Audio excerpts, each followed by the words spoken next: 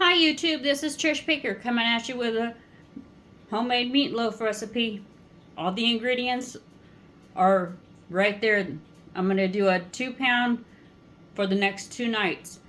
It's 2 celery stalks, half an onion, a package and a half of saltine crackers, 2 tablespoons of garlic, 2 tablespoons of Italian seasoning, salt and pepper, half of a cup of barbecue sauce, a half a cup of ketchup, and 3 eggs and 2 rolls of ground beef. But I'm going to move you over here to the bowl. I have my gloves ready because I don't like touching on the meat. So I'm going to move you to the bowl so you can see everything that's going in it. Now that I've told you everything that's in it, now we can all put it together. I got the oven set at 350 so you can see, because I'm always curious to see what goes in the bowl, because I think that they don't show that enough, so you can see everything that goes in it. So, and I do mine a little bit differently, so everybody does theirs a little bit differently. Okay, I start off with 1 roll of the ground beef, and then I put all the fixins and then the rest of the ground beef in there, so that it's already in the middle of the packet instead of, or in the middle of the mix, so that it's somewhat mixed. So it's a little less work on my part, even though I'm wearing gloves. It's still a little less work for me. Okay, so there's the breadcrumbs. There's the half a pack of saltine crackers. There's the half of onions. Oops, got to make sure I got to get all those out because my husband loves those onions. And I actually don't mind the onions cooked in the meatloaf. That's the one thing I don't mind. Italian seasonings. And the salt shaker, I take the lid off because this, to me, always requires more salt. So, salt and pepper to taste. If you like it more salty or less salty, you add the salt and pepper to your liking, not to what I'm putting in there, because I probably put at least 2 tablespoons of salt. That might be too much for some people. Let me move this out of the way. Now, let me get a spoon, because I'm going to have to spoon out some stuff out of here, because I'm going to have to use the same. And you can use any barbecue sauce, and if you don't like ketchup, or if you don't like barbecue sauce, because some people don't like barbecue sauce, use all ketchup. But if you like a little bit of tang, and some people will put Worcestershire sauce or cayenne seasonings in theirs. It's whatever you like spice-wise. I think meatloaf is kind of one of those things that it was how you were raised on, and the type of meatloaf that you were raised on. And my mother had an allergy to ketchup. Well, tomato. All tomato. So, we didn't eat meatloaf very often unless we went to family's house. So, and another family member made it and we ate it with them. So, we didn't have it very often. So, it was a treat for us. Let me get these out of the way now. And then I'll put these away. Move those out of the way so we can continue with this. Okay? Let me move this out of the way too, because we're done with that. Okay.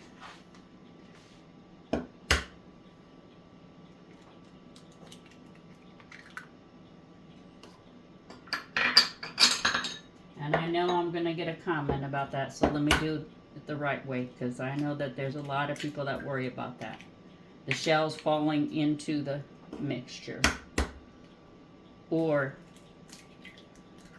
it's happened in the past. I've had an egg, I crack it, and you don't want to know what I have found inside of a egg yolk. So we'll keep moving it along like I didn't tell you, because yeah, some kind of horror stories about that. So yeah. So anyway, let's keep going here. And then I put the other roll of ground beef, just like that.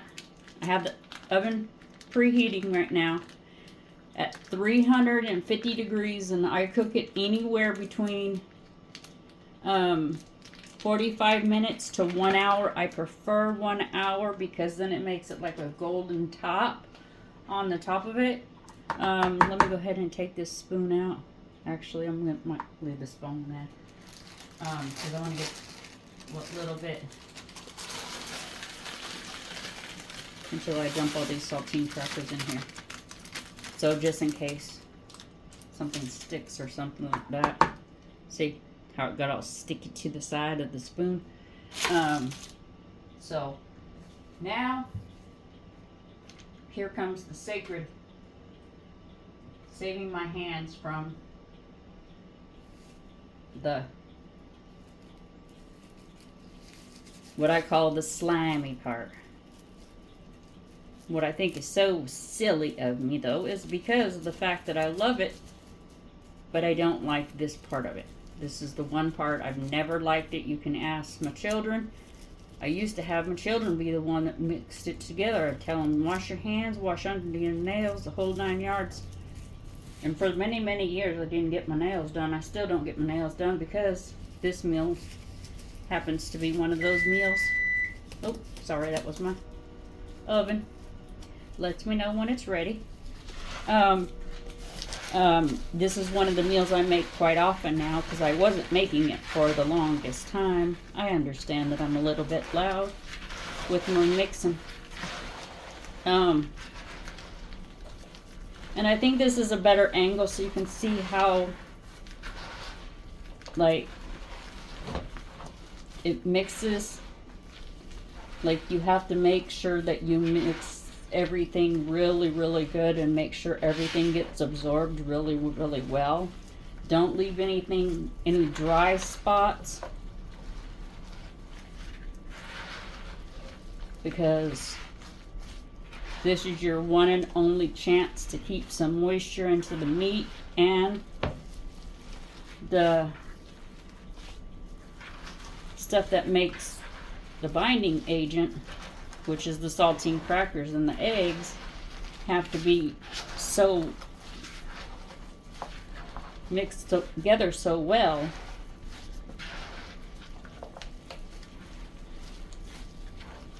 But yeah, I have that issue with the slimy hands and the slimy meat. But see, I feel that way about a lot of meats. I don't like any kind of meat that's slimy. Is not my thing. I think that's why I bought these gloves, you know, because they're kind of a saving grace with me, because I can't do it. I just can't.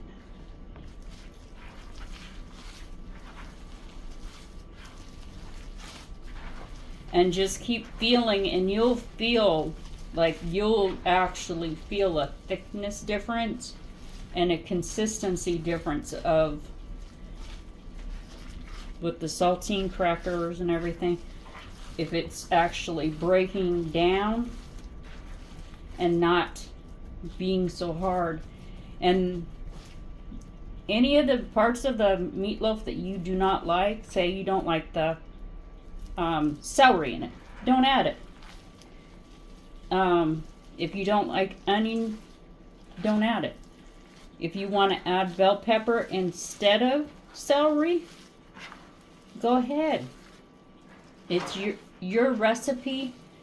how you want to, but this is how I do it. It's just pretty much like a base to make it however you want to.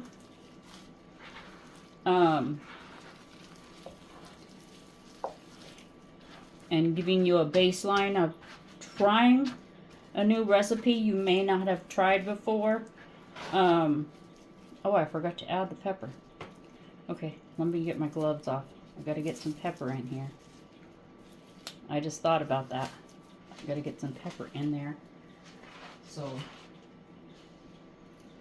and I'll just put on another pair of gloves. So, see, if I wouldn't have looked and looked and looked around at my counter, I wouldn't have seen the pepper shaker still sitting way over there. Normally when I use it and I'm done with it, I move it out of my eyesight so that I know I've used it. So it's all in here. Everything that should be in here is in here. Okay? So I'll just put on another pair of gloves and mix it all up real good. Okay? Sorry, I know that's a little bit loud too. So let me get another pair of gloves. We'll mix her up one more time. So we make sure this pepper is nice and mixed up together.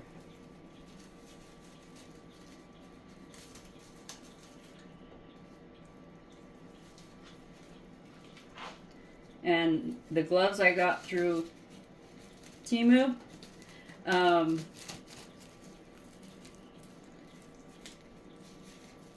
They did give me a refund on because the box was, you know, mangled. They said it was a shipping problem. It wasn't, you know, a fault of theirs or mine. So they just gave me a refund, which was fine. You know, no big deal. And I just used it to buy something else anyway that I kind of needed anyway. So it kind of worked out for the best. Okay. So now what I do is I move it from here over to, I'll move it, my bowl here, move this here so you can see. I put a rack on a cookie sheet, okay? And then I move this meatloaf, which I won't take credit for this one, okay? I saw this from another YouTuber, and I thought, wow, that's an inventive idea, because then it gets all that extra grease and fat that we don't need it in us. But here, this is what I'll do, because you probably can't see what I'm talking about.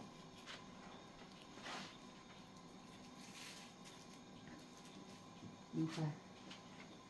Nope. I had a feeling that was the case. Okay, see how there's a cookie sheet and then there's a flat rack. Well, I got that from another YouTuber as a tip. And boy, has it been a game changer for me. And of course my husband's cuckoo clock is going off again. Sorry about that, y'all. Tell you, he loves his clocks. He's not kidding with his clocks. So, I may not need both of these gloves, but I put them on just in case. And I don't compress it to the point where it's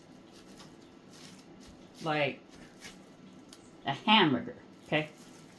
I try to give it enough room on the sides to do what it needs to do, but also cook evenly. So you kind of have to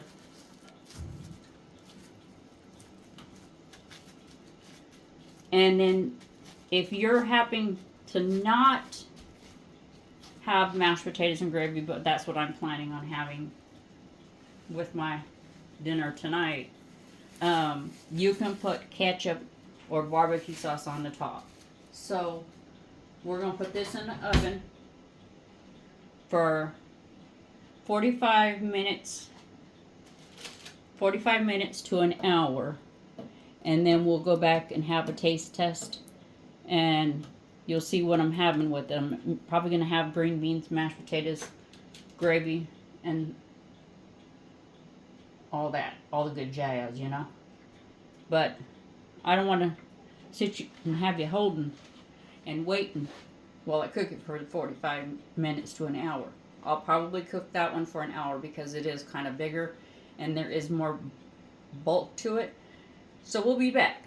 Alright, for a taste test, and you can see it when it comes out of the oven. Like I told you, I promised you I'd make this meatloaf recipe. So, we'll be back.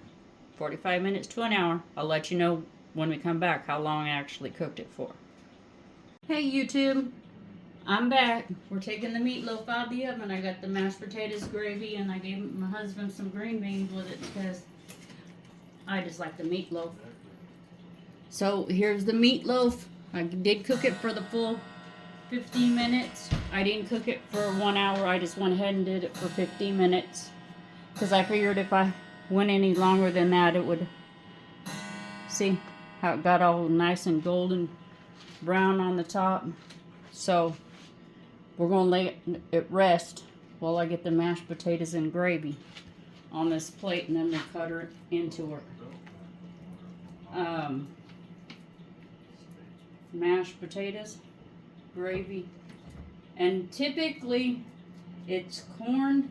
Even in TV dinner they have corn in there, but everybody's vegetable choice is their own vegetable choice, you know.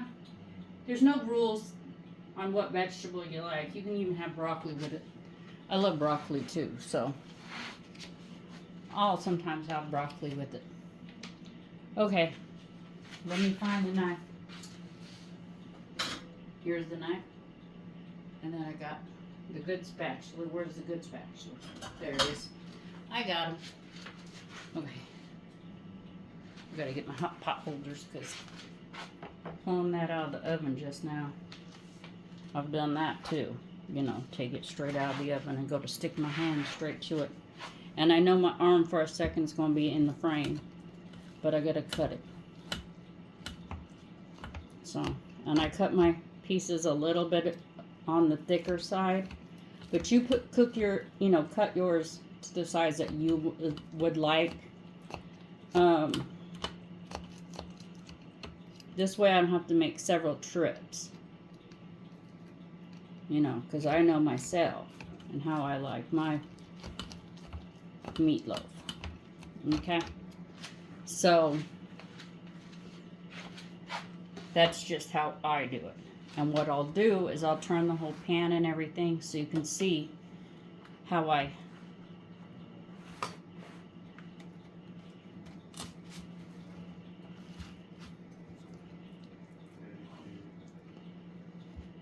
comes up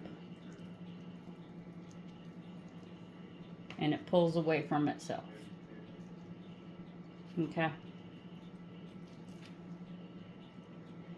And they kind of fall a little bit strange. I don't know why that is.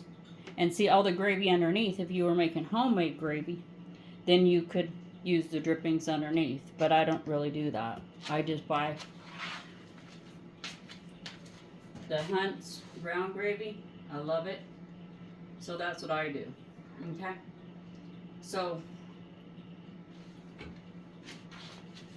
this is what she'll be looking like. There's the mashed potatoes and gravy and the meatloaf with some gravy on it. I'll be right back with you and we'll have a taste test. That works really well to use plant-based or whatever. So just do that. But anyway, I made the whole recipe. But remember, 350 for 50 minutes. And take it out, make whatever dishes that you want on the side. Mashed potatoes, gravy, your vegetable, your choice. And enjoy. And remember, if you have nothing nice to say to somebody or something, don't say anything at all. Ta-ta for now.